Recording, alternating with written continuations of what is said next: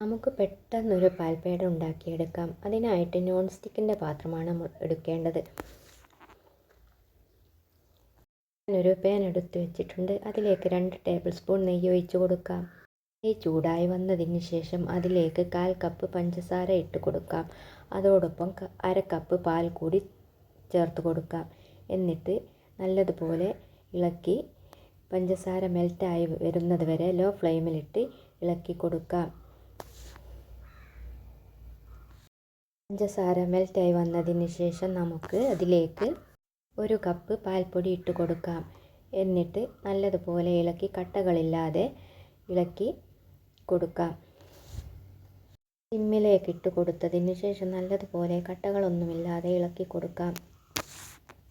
ഒരു 5 മിനിറ്റെങ്കിലും ലോ ഫ്ലെയിമിലിട്ട് ഇത് ഇളക്കി കൊടുക്കാം. കട്ടകളൊന്നുമില്ലാതെ നമുക്ക് ഇളക്കിക്കൊണ്ടിരിക്കാം.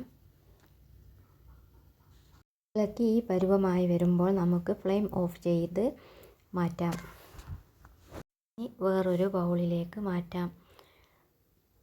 ചൂട് കുറച്ച് തണിഞ്ഞതിന് ശേഷം നമുക്ക് 10 മിനിറ്റ് കഴിഞ്ഞതിന് ശേഷം നമുക്ക് ഉരുളകളാക്കി നമുക്ക് വേറൊരു പാത്രത്തിലേക്ക് മാറ്റാം.